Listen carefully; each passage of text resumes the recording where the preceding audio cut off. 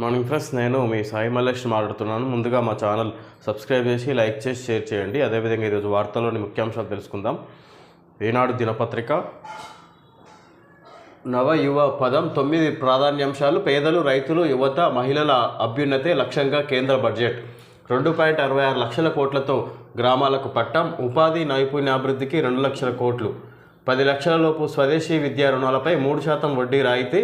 మౌలిక వసతులకు ఆకర్షణీయ వరుణాలు. మొబైళ్లు, బంగారంపై సుంకాల తగ్గింపు. 48.20 లక్షల కోట్లతో నిర్మలమ్మ పద్దు. విపక్షాల పెదవి విరుపు. మొత్తం బడ్జెట్ కోట్లలో 48,20,512 కోట్లు. రెవెన్యూ వసూళ్లు 31,29,200 కోట్లు. రెవెన్యూ వ్యయం 37,09,401. మూలధన వసూళ్లు 16,91,312. మూలధన వ్యయం 11,11,111. ఇది మొత్తం బడ్జెట్ సంబంధించి ఇక్కడ కోట్లలో ఇచ్చారు. పేదలు, రైతులు, యువత, మహిళల అభ్యున్నతి, వికసిత భారత్ లక్ష్యాలుగా కేంద్ర ఆర్థిక మంత్రి నిర్మలా సీతారామన్ 48.20 లక్షల కోట్ల బడ్జెట్ను ప్రవేశపెట్టారు. కొత్త ఆదాయపు పన్ను విధానాన్ని ప్రోత్సహించాలా, దానిని ఎంచుకున్న వారికి మాత్రం కాస్త ఊరట కల్పించారు. పాత విధానంలో ఉన్న వారికి ముఖం చాటేశారు. తగినంత ఉపాధి అవకాశాలు కల్పించలేదన్న కోపంతో గత ఎన్నికల్లో యువత భాజపాకు దూరమైందన్న విషయాన్ని గ్రహించిన ఆర్థిక మంత్రి ఈసారి ఆ లోటును భర్తీ చేసే ప్రయత్నం చేశారు. యువతకు నైపుణ్య శిక్షణ ఇచ్చి ఉపాధి అవకాశాలు మెరుగుపరిచేందుకు ప్రాధాన్యమిచ్చారు. ఎంఎస్ఎంఈ రంగానికి ప్రోత్సాహకాలు ప్రకటించి ఎక్కువ మందికి ఉద్యోగ అవకాశాలు కల్పించేందుకు బాటలు వేశారు. ప్రైవేట్ సంస్థలు కొత్తగా ఉద్యోగాలు కల్పించినప్పుడు వారికి తొలి నెల జీతం తామే చెల్లిస్తామని ప్రకటించి కొత్త సంప్రదాయానికి తెరతీశారు. రైతులపై పెట్టుబడి భారం తగ్గించే ఉద్దేశంతో 1 కోటి మంది రైతులను ప్రకృతి సాగు వైపు మళ్లించాలని నిర్ణయించారు. వీరికి చేయూతనివ్వడానికి 10,000 జీవ ఎరువుల కేంద్రాలను ఏర్పాటు చేయనున్నట్లు ప్రకటించారు. 10,000 జీవ ఎరువుల కేంద్రాలను ఏర్పాటు చేయనున్నట్లు ప్రకటించారు. బంగారం, మొబైళ్లపై సుంకాలు తగ్గిస్తున్నట్లు చెప్పారు. మొత్తంగా 9 ప్రాధాన్యాంశాలను మంగళవారం పార్లమెంటు ముందుంచారు. ఆమెకు ఇది వరుసగా 7వ బడ్జెట్. సడలిన పట్టును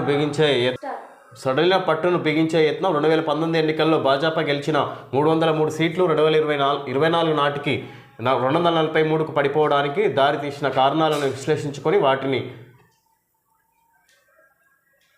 ఇక్కడ బడ్జెట్ ప్రవేశపెట్టడం జరిగింది. కేంద్రంలో పార్లమెంట్ సమావేశాల సందర్భంగా ఇక్కడ నిన్న కేంద్ర మంత్రి నిర్మలా సీతారామన్ ఇక్కడ బడ్జెట్ని పూర్తిస్థాయి బడ్జెట్ని ప్రవేశపెట్టినట్టుగా తెలుసుకోవచ్చు. దానికి సంబంధించి ఇక్కడ యువతకు స్కిల్స్ యూనివర్సిటీకి సంబంధించి ఇక్కడ నైపుణ్యాలకు సంబంధించి ఇక్కడ వాళ్ళు ఎక్కువ కేటాయించినట్టుగా తెలుసుకోవచ్చు. వాళ్ళకు ఉద్యోగ అవకాశాలకు సంబంధించి శిక్షణ ఇచ్చే క్రమంలో వాళ్ళు ఒక ముందడుగు వేసినట్టుగా తెలుసుకోవచ్చు.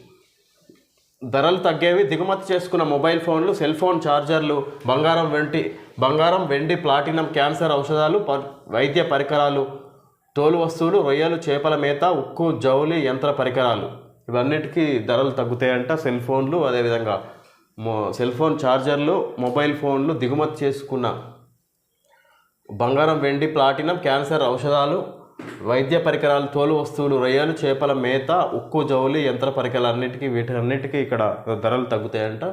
ధరలు పెరిగేవి. టెలికాం గేర్లు, పీవీసీ ఫ్లెక్స్ బ్యానర్లు, ప్రయోగశాల రసాయనాలు, సోలార్ మాడ్యూళ్ల తయారీలో వినియోగించే solar glass, ammonium nitrate, non biodegradable plastic ఉత్పత్తులు వీటికి ధరలు పెరుగుతాయంట. ఇక్కడ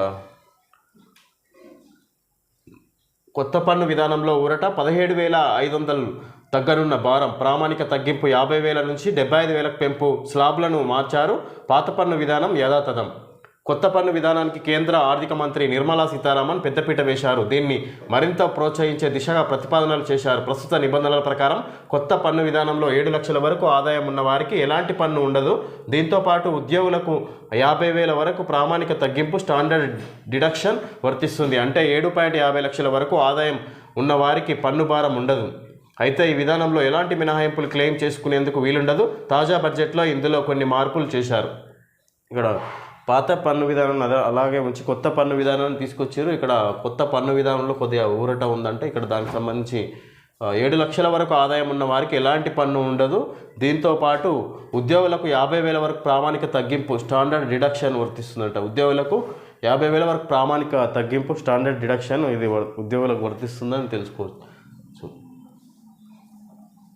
7.50 లక్షల వరకు ఆదాయం ఉన్న వారికి పన్ను భారం ఉండదు. అయితే ఈ విధానంలో ఎలాంటి మినహాయింపులు క్లెయిమ్ చేసుకునేందుకు వీలుండదు. తాజా బడ్జెట్లో ఇందులో కొన్ని మార్పులు చేశారు. ఇక్కడ అపార అవకాశాలు సృష్టిస్తుంది. ఆర్థిక వ్యవస్థలో అపార అవకాశాలను సృష్టించడమే లక్ష్యంగా 9 ప్రాధాన్య అంశాలను కేంద్ర ప్రభుత్వం ఎంపిక చేసుకుంది. వ్యవసాయ రంగంలో ఉత్పాదకత, ఉద్యోగ కల్పన, నైపుణ్యాభివృద్ధి, సామాజిక న్యాయం, పట్టణాభివృద్ధి, ఇంధన భద్రత, మౌలిక రంగం, పరిశోధన, ఆవిష్కరణలు, తయారీ సేవలు, సంస్కరణలు, ఈ 9 అంశాలను ప్రాధాన్యం తీసుకొని బడ్జెట్ రూపొందించాం. నిర్మలా సీతారామన్ అపార అవకాశాలను సృష్టిస్తుంది. ఆర్థిక వ్యవస్థలో అపార అవకాశాలను సృష్టించడమే లక్ష్యంగా 9 ప్రాధాన్య అంశాలను కేంద్ర ప్రభుత్వం ఎంపిక చేసుకుంది. వ్యవసాయ రంగంలో ఉత్పాదకత, ఉద్యోగ కల్పన, నైపుణ్య అభివృద్ధి, సామాజిక న్యాయం, పట్టణాభివృద్ధి, ఇంధన భద్రత, మౌలిక రంగం, పరిశోధన, ఆవిష్కరణలు, తయారీ సేవలు, సంస్కరణలు. ఇక్కడ ముఖ్యంగా వ్యవసాయ రంగంలో ఉత్పాదకత, ఉద్యోగ కల్పన, నైపుణ్య అభివృద్ధి, సామాజిక న్యాయం, పట్టణాభివృద్ధి, ఇక్కడ 9 అంశాలను పరిగణలోకి తీసుకొని బడ్జెట్ ప్రవేశపెట్టినట్టుగా తెలుసుకోవచ్చు. ముఖ్యంగా వ్యవసాయానికి సంబంధించి మొదటి ప్రాధాన్యం ఇచ్చినట్టుగా ఇక్కడ తెలుస్తుంది. వ్యవసాయ రంగంలో ఉత్పాదకత, ఇక్కడ ఉద్యోగ కల్పన, నైపుణ్య అభివృద్ధి సంబంధించి యువతకు ఉద్యోగ కల్పన, అదేవిధంగా నైపుణ్య సంబంధించి వాళ్ళకి శిక్షణ ఇచ్చే స్కిల్ యూనివర్సిటీ కూడా దానికి సంబంధించి ఇక్కడ చర్యలు తీసుకోబోతున్నారని తెలుసుకోవచ్చు. ఆర్థిక వ్యవస్థకు దన్ను. దేశాన్ని ప్రపంచంలో 3వ అతిపెద్ద ఆర్థిక వ్యవస్థగా రూపొందించేందుకు, అభివృద్ధి దిశగా భారతావనికి పునాది వేసేందుకు బడ్జెట్ ఉపయోగపడుతుంది. యువత, వెనుకబడిన వర్గాలు, మహిళలు, మధ్యతరగతితో పాటు ఉత్పాదకత, మౌలిక సదుపాయాల రంగాలకు ఉపయుక్తంగా ఉంటుంది. ప్రధాని నరేంద్ర మోడీ ఆర్థిక వ్యవస్థకు ఇక్కడ ఉపయోగపడుతుందని ఇక్కడ బడ్జెట్ను ఉపయోగించి బడ్జెట్ సందర్భంగా ఇక్కడ మాట్లాడడం జరిగింది. నరేంద్ర మోడీ దేశాన్ని ప్రపంచంలో 3వ అతిపెద్ద ఆర్థిక వ్యవస్థగా రూపొందించేందుకు, అభివృద్ధి దిశగా భారతావనికి పునాది వేసేందుకు బడ్జెట్ ఉపయోగపడుతుంది. దేశాన్ని అతిపెద్ద మూడో ఆర్థిక వ్యవస్థగా ఇక్కడ తీర్చిదిద్దడానికి బడ్జెట్ ఉపయోగపడుతుందంట. ముఖ్యంగా యువత, వెనుకబడిన వర్గాలు, మహిళలకు, మధ్యతరగతితో పాటు ఉత్పాదకత, మౌలిక సదుపాయాలకు సంబంధించి ఇక్కడ అభివృద్ధికి ఉపయోగపడుతుంది అన్నట్టుగా ఇక్కడ బడ్జెట్ ప్రవేశపెట్టిన సందర్భంగా నరేంద్ర మోడీ మాట్లాడారు. ఇది కుర్చీ బచావో బడ్జెట్. మోడీ తన కుర్చీని కాపాడుకోవడానికి ప్రవేశపెట్టిన బడ్జెట్ ఇది. ఇతర రాష్ట్రాల ప్రయోజనాలను పణంగా పెట్టి మిత్రపక్షాల మెప్పు పొందేందుకు వరాలు కురిపించారు. సామాన్య ప్రజలకు ఎలాంటి మేలు ఉనగూర్చలేదు. కాంగ్రెస్ మేనిఫెస్టోతో పాటు గతంలో ప్రవేశపెట్టిన బడ్జెట్లలోని పలు అంశాలను కాపీ కొట్టారు రాహుల్ గాంధీ. ఇక్కడ ఇది తన కుర్చీ కాపాడుకోవడానికి తప్ప వేరే విధంగా ఏ విధంగా లేదు బడ్జెట్ అని ఇక్కడ బడ్జెట్ ప్రవేశపెట్టిన దాన్ని ఉద్దేశించి కేంద్ర ప్రభుత్వాన్ని తప్పుపడుతున్నారు ఇక్కడ రాహుల్ గాంధీ. అయితే ఇది మా మేనిఫెస్టోలో పొందుపరిచిన అంశాలను కాపీ కొట్టారు తప్ప కొత్తగా వాళ్ళు పెట్టింది ఏం లేదు అన్నట్టుగా ఇక్కడ మిత్రపక్షాల వాళ్ళతో మిత్రపక్షంగా ఉన్న రాష్ట్రాలకు మాత్రమే మేలు కూర్చే బడ్జెట్ని ప్రవేశపెట్టారు. ఇతర రాష్ట్రాలకు, ఇక్కడ విపక్షాలకు, అసలు వేరే రాష్ట్రాలకు ఏ విధంగా ఉపయోగపడే విధంగా లేదన్నట్టుగా ఇక్కడ రాహుల్ గాంధీ మాట్లాడారు బడ్జెట్ను ఉద్దేశించి. తెలంగాణకు మొండి చేయి. కేంద్ర బడ్జెట్లో రాష్ట్ర ప్రభుత్వ ప్రతిపాదనలను పట్టించుకొని కేంద్రం. పాలమూరు రంగారెడ్డికి జాతీయ హోదా ఊసే లేదు. గిరిజన యూనివర్సిటీకి కేటాయింపులు లేవు. రైల్వే కోచ్, ఉక్కు కర్మాగారం సహా విభజన హామీల సంగతి సరే విధంగా కేంద్ర బడ్జెట్లో తెలంగాణ ప్రభుత్వానికి అసలు ఏ విధంగా కూడా ఉపయోగం లేకుండా బడ్జెట్ ప్రవేశపెట్టారు. అసలు ఎన్నిసార్లు కలిసినా కూడా ఇక్కడ ప్రతిపాదనలు ఇచ్చిన, వినతి పత్రాలు అందజేసిన రాష్ట్ర ప్రభుత్వం ఇక్కడ పట్టించుకోకుండా ఉన్నట్టుగా ఇక్కడ తెలుసుకోవచ్చని ఇక్కడ తెలంగాణకు మొండి చేయ ఉందన్నట్టుగా ఇక్కడ బడ్జెట్ని ఉద్దేశించి తెలంగాణ ప్రభుత్వం మాట్లాడుతుంది. ఇక్కడ పాలమూరు రంగారెడ్డికి జాతీయ హోదా ఊసే లేదంట. ఇక్కడ గిరిజన యూనివర్సిటీకి కేటాయింపులు లేవు.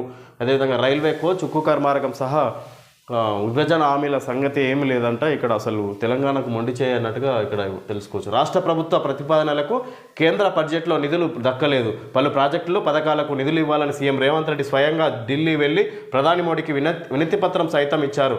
రాష్ట్ర ఆర్థిక శాఖ కేంద్రానికి విడిగా వివరాలను కూడా పంపింది. అయినా ప్రధాన ప్రాజెక్టులకు నిధులేవి పెద్దగా రాలేదు. తెలంగాణ ఏర్పడిన తర్వాత తొలిసారి రాష్ట్రం నుంచి భాజపా తరపున 8 మంది లోక్సభకు ఎంపికయ్యారు. వారి నుంచి 2కి కేంద్ర మంత్రివర్గంలో స్థానం దక్కింది. ఈ నేపథ్యంలో ఈసారైనా నిధులు ఆశించిన స్థాయిలో దక్కుతాయని రాష్ట్ర ప్రభుత్వం ఎదురు చూసింది. కేంద్ర బడ్జెట్ కేటాయింపులను బట్టే రాష్ట్ర బడ్జెట్ను ఖరారు చేయాలని ప్రభుత్వం నిర్ణయించింది. ఇక్కడ సీఎం రేవంత్ రెడ్డి రాష్ట్ర ప్రభుత్వం తరపున తెలంగాణకు ఢిల్లీకి వెళ్ళి ప్రధాని నరేంద్ర మోడీని కలిసిన ఎన్నోసార్లు కలిసి ఇప్పుడు ఎంత వినతి పత్రం ఇచ్చిండు. అదేవిధంగా కేంద్ర మంత్రులకు కూడా ఇక్కడ వివిధ శాఖల వారీగా ఇక్కడ కలిసి వినతి పత్రం అందజేసిన ఇక్కడ తెలంగాణ రాష్ట్రానికి ఏ విధంగా కూడా ఉపయోగపడే బడ్జెట్ రూపొందించలేదని ఇక్కడ అభిప్రాయపడుతున్నారు తెలంగాణ ప్రభుత్వం. ఇక్కడ తెలంగాణకు మొండి చేయ వచ్చింది అన్నట్టుగా ఇక్కడ ఇచ్చిర్రు అన్నట్టుగా ఇక్కడ కేంద్ర ప్రభుత్వం ఏమాత్రం బడ్జెట్ కేటాయించలేదు. దాన్ని బట్టే ఇక్కడ కేంద్ర బడ్జెట్ బట్టే రాష్ట్ర బడ్జెట్ ఏర్పాటు చేసే దిశగా కసరత్తు చేసేది ఉంటే ఇక మరి తెలంగాణ ప్రభుత్వానికి ఏ విధంగా లేదు కాబట్టి మరి ఇట్లా ఆ బడ్జెట్ను ఉద్దేశించి ఇక్కడ రాష్ట్రంలో ఏర్పాటు చేస్తారన్నట్టుగా తెలుసుకోవచ్చు. Quid pro quo budget. ఎన్డీఏ అనేది నాయుడు నితీష్ డిపెండెంట్ అలయన్స్. అందుకే ఆంధ్ర బీహార్లకు దండిగా నిధులు కేటాయించారు. విభజన చట్టం కింద ఏపీకి నిధులిచ్చి రాష్ట్రానికి ఎందుకు కేటాయించలేదు? తెలంగాణ అనే పదాన్నే కేంద్ర బడ్జెట్లో నిషేధించారు. ముఖ్యమంత్రి రేవంత్ రెడ్డి ధ్వజం. తెలంగాణపై కేంద్రం వివక్ష చూపిందని, ప్రధాని మోడీ కక్ష సాధింపు చర్యలకు పాల్పడుతున్నారని ముఖ్యమంత్రి రేవంత్ రెడ్డి ధ్వజమెత్తారు. కేంద్రం ప్రవేశపెట్టిన బడ్జెట్లో తెలంగాణ అనే పదాన్ని నిషేధించారని, ఆ పదాన్ని పలకడానికి కూడా కేంద్రం ఇష్టపడలేదని, వారి మనసులో ఇంత కక్ష ఉందని తెలంగాణ ప్రజలు అనుకోలేదని ఆయన పేర్కొన్నారు. పునర్విభజన చట్టాన్ని ప్రస్తావిస్తూ ఆంధ్రప్రదేశ్కు నిధులు కేటాయించిన ప్రభుత్వం అదే చట్టం ప్రకారం తెలంగాణకు ఎందుకు నిధులు కేటాయించలేదని ఇక్కడ తీవ్ర స్థాయిలో ఇక్కడ విమర్శిస్తున్నాడు కేంద్ర ప్రభుత్వాన్ని. ఇక్కడ ఎన్నోసార్లు వినతి పత్రం ఇచ్చిన తెలంగాణకు ఏ విధంగా కూడా ఇక్కడ బడ్జెట్ కేటాయించలేదు, తెలంగాణ పదాన్ని తీసుకురాలేదు కేంద్ర బడ్జెట్లో అన్నట్టుగా ఇక్కడ కేంద్ర ప్రభుత్వాన్ని ఉద్దేశించి ఇక బడ్జెట్ కేటాయించిన దాన్ని బట్టి ఇక్కడ సీఎం రేవంత్ రెడ్డి తీవ్రస్థాయిలో మండిపడుతున్నారని తెలుసుకోవచ్చు. ఇక్కడ కేంద్ర ప్రభుత్వం మీద ఇక్కడ నరేంద్ర మోడీకి ఏమాత్రం వివక్ష లేదు తెలంగాణ రాష్ట్రం మీద అన్నట్టుగా ఇక్కడ పూర్తిగా బడ్జెట్ను ప్రవేశపెట్టిన సందర్భంగా తెలంగాణకు ఏ విధంగా ఉపయోగపడే విధంగా లేదన్నట్టుగా ఇక్కడ తెలంగాణ పదాన్నే వాడలేదు అసలు కేంద్ర బడ్జెట్లో అని ఇక్కడ రేవంత్ రెడ్డి మాట్లాడారు బడ్జెట్ని ఉద్దేశించి.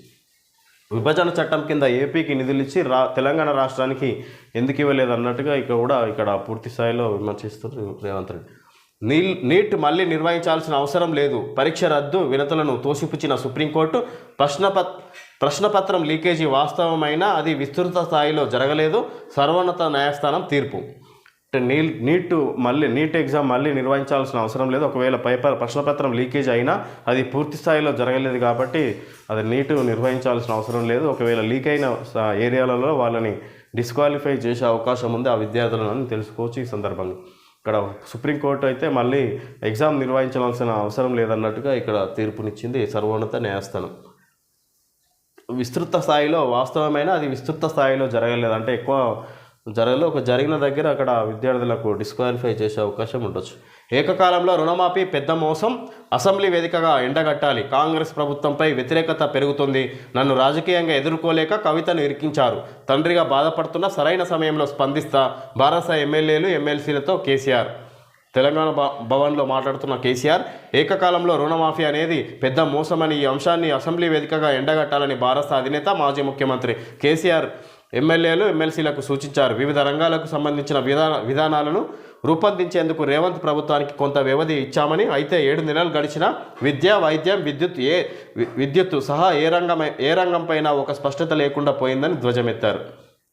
ఈ ఏకకాలంలో రుణమాఫీ అనేది పెద్ద మోసం అది అన్నట్టుగా ఇక్కడ రుణమాఫీ చేసిన సందర్భంగా కాంగ్రెస్ ప్రభుత్వాన్ని విమర్శిస్తున్నాడు మాజీ సీఎం కేసీఆర్. ఇక్కడ తెలంగాణ భవన్లో ఎమ్మెల్యేలు ఎమ్మెల్సీలతో సమావేశమై ఈ విధంగా అసెంబ్లీ సమావేశాల్లో రుణమాఫీకి సంబంధించి ఎండగట్టాలి, ఏకకాలంలో రుణమాఫీ అనేది పెద్ద మోసం, ఇక్కడ ఇతర రంగాలపై ఇక్కడ చాలా దెబ్బ పడుతుంది అన్నట్టుగా ఇక్కడ విద్య, వైద్య, విద్యుత్తుకు సంబంధించిన అంశాలపై దేని మీద స్పష్టత లేదన్నట్టుగా ఇక్కడ ఎమ్మెల్యేలకు ఎమ్మెల్సీలకు దిశానిర్దేశం ఇచ్చారు. అసెంబ్లీ సమావేశాల్లో ప్రభుత్వాన్ని ఎండగట్టాలన్నట్టుగా ఇక్కడ వాళ్ళకు సూచనలు ఇచ్చినట్టుగా తెలుసుకోవచ్చు కేసీఆర్. ఇది సంగతి. ఇక్కడ మహిళ పేరిట